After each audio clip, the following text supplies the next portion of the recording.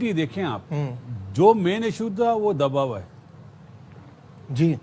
जो main issue था वो दबाव है। ये एंडी पाइक्रॉफ्ट नहीं चेंज करा पा रहे, ये पाइक्रॉफ्ट नहीं चेंज करा पा रहे, आप कप्तान को जुर्माने की बातें कर रहे हैं। उधर है 25 करोड़ यहाँ पे 3 दिनों में वही पाइक्रॉफ्ट ही चल रहा है, उधर भी पाइक्रॉफ्ट इधर भी पाइक्रॉफ्ट। हम अपनी पाक आर्म फोर्सेस के साथ खड़े हैं। I am very proud and I am very very proud Pakistan, you know what they have done for us.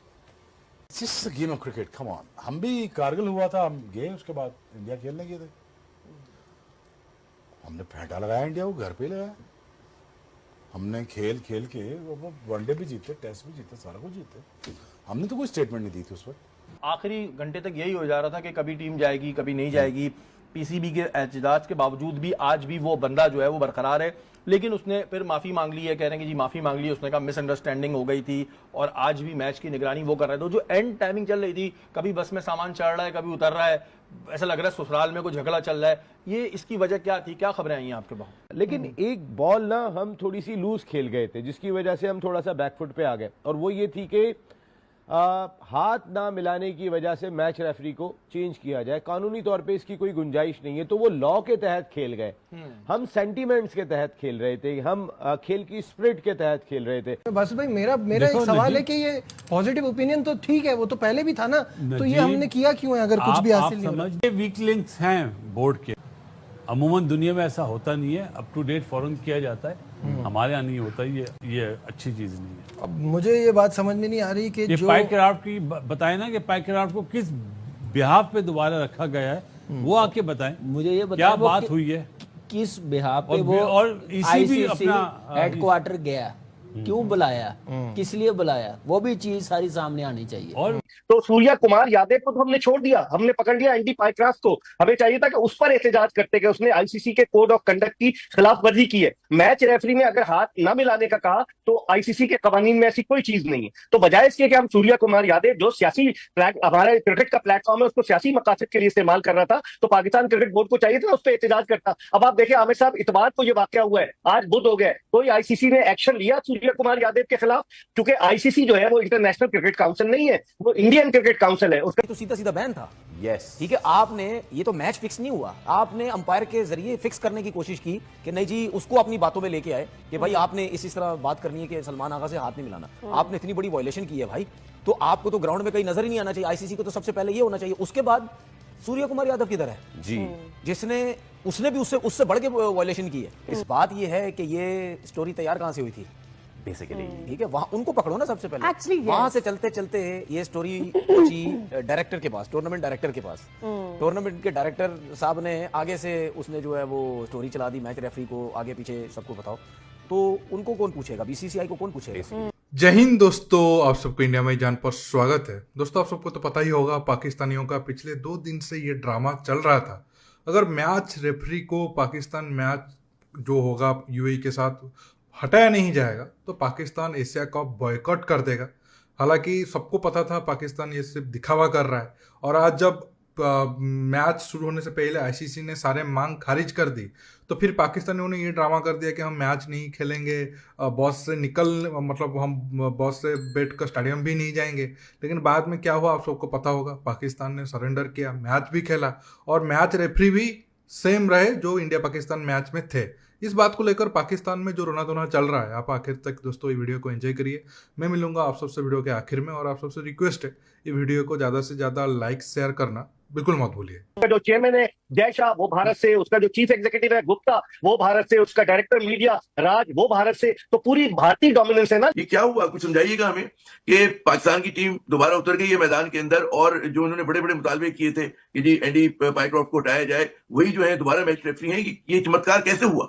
अमर साहब, मजे की बात है कि वही मैच रेफरी आज पाकिस्तान का मैच 1 घंटा डिले है, और वही एंडी पाइक्रॉफ्ट जिसकी वजह से ये सारा तनाजा खड़ा हुआ, वही अंपायरिंग कर रहा है और रेफरिंग कर रहा है। और ये कहा गया है कि जी वो माजरत करेगा। ये काम तो पहले भी हो सकता था, सबको टेंशन में रखा गया। 1 घंटा डिले हुआ मैच, पाकिस्तानी टीम होटल में रही, पूरी दुनिया हिल के रह गई, आईसीसी ने इजलास बुला लिया। मैं समझता हूँ कि इस मामले को प्रॉपर तरीके से हमने हैंडल नहीं किया। नकवी साहब ने आकर ये कह दिया था कि अगर एंडी पाइक्रॉफ्ट को एशिया कप से नहीं हटाया गया तो हम मैच नहीं खेलेंगे। लेकिन मजे की बात है है कि कल इन्हें ऑफर की थी उन्होंने आईसीसी ने कि हम रिची रिचर्डसन को मैच रेफरी पाकिस्तान और यूएई के मैच में लगा देते और उसको नहीं लगाते, लेकिन उन्होंने ये नहीं कहा कि हम इसको एशिया कप से हटा देते। लेकिन क्या हुआ, खोदा पहाड़ और निकला चूहा। आज वही बात है कि वो ये कह रहे हैं कि नहीं जी मैच रेफरी तो एंडी पाइक्राफ्ट होंगे, लेकिन फेस सेविंग के लिए आमिर साहब उन्होंने ये कहा है कि जनाब वो माजरत कर लेगा कप्तान से, और ये काम पहले भी हो सकता था। बहरहाल चले, कुछ भी है, क्रिकेट जीत गई, वरना अगर ये मामला जी इतना गैर कहते हैं नॉन प्रोफेशनल अंदाज में पाकिस्तान की इतनी बुरी हालत तो नहीं। We are one of the most experience cricket playing Nations,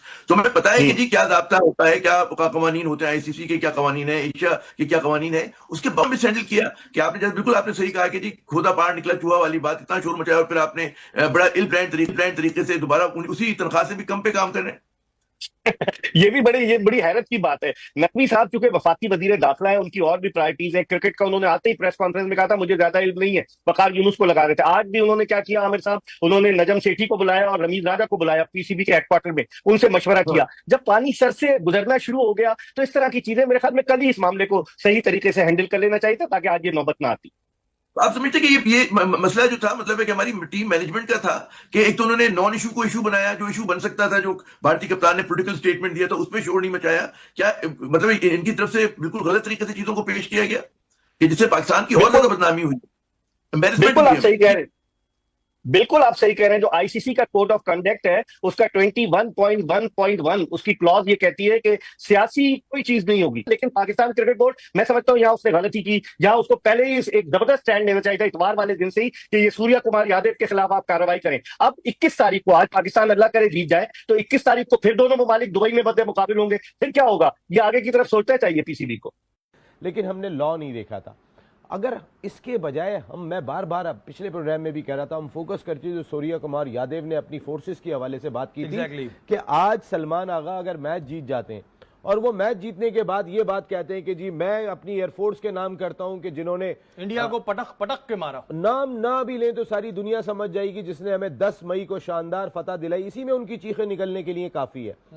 आप ये कह दें कि जी जो 6 तैयारे गिराए मैं अपनी एयरफोर्स के नाम करता हूं, मैं अपनी आर्मी के नाम करता हूं, कि जो बाहर से दहशतगर्द आ रहे हैं उनके खिलाफ मुकाबला कर रही है अपने ही मुल्क के अंदर, अगर ये बात कह दें तो आप कहां पे खड़े में? और फिर अगर सूर्या कुमार यादव के लिए कुछ भी नहीं हुआ तो फिर सलमान के लिए भी कुछ भी नहीं होगा। और बिल्कुल जी, हाथ मिलाना ना मिलाना भाई वैसे भी मिलाना ही नहीं चाहिए, पता नहीं हाथ पे क्या लगा हुआ हो, तो इस चीज पे नहीं है। लेकिन बहरहाल उसने एंडी क्राफ्ट ने जो है वो माफी मांग ली थी कि भाई ठीक है मिसअंडरस्टैंडिंग थी, और वो जैसे नसीम भाई ने कहा कानूनी तौर पर वो लोग खेल गए। वक्त तो एक कौन पूछेगा उसको? जेशा पूछेगा। अब ये जितने भी लोग हैं, चाहे मैच रेफरी है, चाहे डायरेक्टर हो गया, बीसीसीआई, क्रिकेटर जो भी है, ये तो सब लॉज के अंदर आते हैं आईसीसी के, तो वो तो जेशा तो नहीं उसको पकड़ेगा। तो जो बात की ना, बिल्कुल बीमारी का सही आपने अंदाजा लगाया। मैं आपको 30 सेकंड दूंगा क्योंकि हमने अपने बाबे के पास जाना है। रवींद्र राजा जब बात कर रहे थे तो उन्होंने कहा था कि यार मैंने पता कराया तो ये जो साहब है एंडी पाइक्रॉफ्ट, ये 1-2 नहीं 30-40 मैचेस नहीं 90 मैचेस में जो इंडिया ने खेले हैं उसमें ये मैच रेफरी रहे हैं, विच इज रमीज राजा ने कहा विच इज ब्लेटेंट, यानी कि असल जो जड़ है पीछे आपने उसको नहीं पकड़ा, ठीक है, असल जड़ फिर कौन पकड़ेगा? बट ये ऑलरेडी पाकिस्तान के मौके की जीत नहीं कि आपने आइडेंटिफाई कर लिया, एक चीज नजर में आ गई है। अब अगर ऐसा कुछ होगा तो हर कोई बोलेगा देखो पाइक्रॉफ्ट है। देखिए नजर में आने का मतलब ये होता है कि उसके बाद इसके ऊपर एक्शन भी लिया जाए ना। कुछ 100 जूते 100 प्याज वाली बात भी है, मैं इससे आगे बोलना नहीं चाहूँगा। बात सारी ये है कि ये जो एशिया कप हो रहा है ये मुझे बिल्कुल जैसे, क्योंकि कल्चर सबका एक जैसा ही है, चाहे वो इंडियन हो, चाहे अफगानी हो या बांग्लादेशी हो, तो आप समझिए कि कुछ शादी का घर है, ऐसा माहौल है, और उसमें एक खाला आती है, पहले दिन कहती है मैं हाथ नहीं मिलाऊंगी, मैं सलाम नहीं लूँगी, ठीक है। उसके बाद फिर अगले दिन पता चलता है जो दूसरे मामू हैं कि जी खाला ने सलाम नहीं लिया, तो जब तक ये वापस सलाम नहीं लेंगी मैं आपके घर नहीं आऊँगा, ठीक है। या फिर फुफा नाराज होने वाला, हमें इज्जत नहीं दी। उसी दौरान पता ये चलता है जो छोटे चचा हैं वो काजी साहब से लड़ लिए, मतलब राशिद खान साहब निकाह खान से लड़ लिए एम्पायर से। फिर जब आज सारे मामला तय हो जाते हैं कि जी आज शादी तय हुई, तो वो जो निकाह पढ़ाने दूसरे आदमी आए थे उनको किसी ने मतलब कुछ सामान मारा, उनके सर पे लग गया, वो चले गए। अब वलीमा जो है वो इतवार को होगा, तो उसमें देखें जब तक मामला बेहतर होते हैं या नहीं होते। राइट, ये पाकिस्तान क्रिकेट बोर्ड और आईसीसी भी बताया कि भाई वो वहां से स्टेडियम से निकल के हेड ऑफिस क्या करने गया, इंस्ट्रक्शन लेने गया होगा ना, जो भी है, ये भी सामने आनी चाहिए बात है, ये कोई छोटी मोटी चीज नहीं है।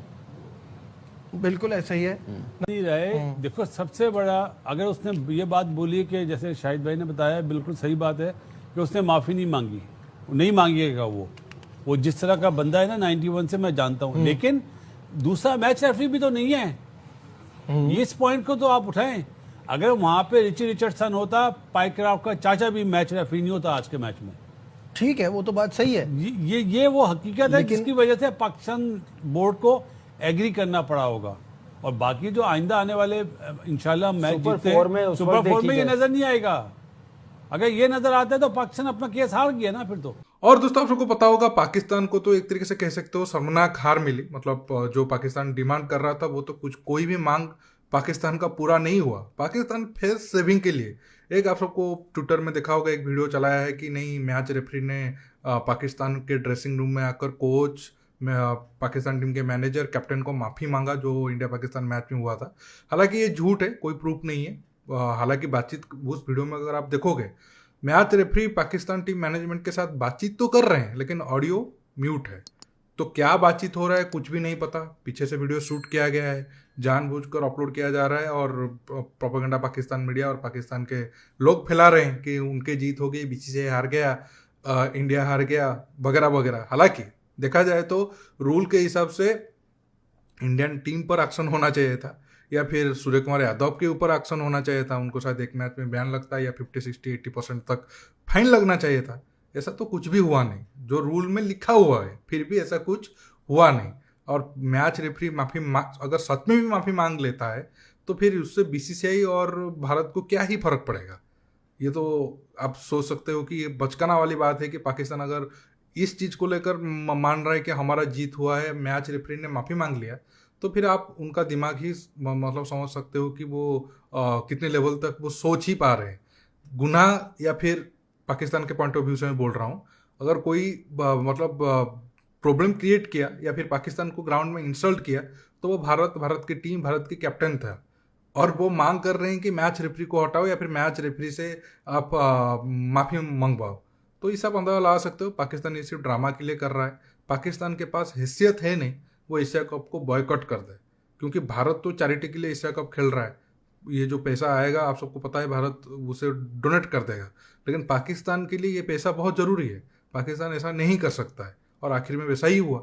21 तारीख को उनका और बेइज्जती होने वाला है, काफ़ी इंटरेस्टिंग रहेगा वो भी देखने के लिए। दोस्तों आज के टॉपिक में बस इतना ही। आप इस मुद्दे पर जो भी राय रखना चाहते हो नीचे कमेंट बॉक्स में कमेंट करके बताइए और ये वीडियो को ज़्यादा से ज़्यादा लाइक शेयर करना बिल्कुल मत भूलिए। दोस्तों रुकता हूँ, बहुत जल्द और एक न्यू टॉपिक के साथ मिलूंगा। नमस्कार, जय हिंद।